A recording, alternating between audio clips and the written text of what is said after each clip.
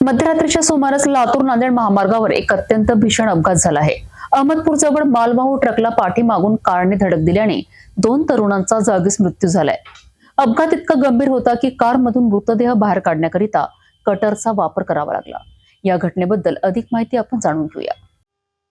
वेळ मध्यरात्रीची साधारणतः 1:30 वाजण्याच्या सुमारास लातूर नांदेड राष्ट्रीय महामार्गावर अहमदपूर जवळ चेवले ऑटोमोबाईलच्या समोर ही दुर्दैवी घटना घडली. नांदेडच्या दिशेने जाणाऱ्या एका मालवाहू ट्रकला पाठीमागून भरधाव क्रेटा कारने जोरदार धडक दिली.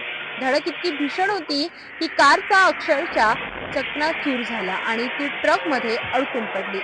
या अपघातात रवी दराडे आणि चिव उर्फ सागर ससाणे या दोघा तरुणांचा जागीच मृत्यू झाला. अपघातानंतर कार ट्रक मध्ये इतकी फसली होती की तिला बाहेर काढण्यासाठी क्रेनचा वापर करावा लागला. त्यानंतर अडकलेले मृतदेह बाहेर काढण्यासाठी कटरने कारचा दरवाजा कापून काढावे लागले. या अपघातामुळे परिसरात हळहळ व्यक्त होत आहे. पोलीस या घटनेचा पुढील तपास करीत आहेत.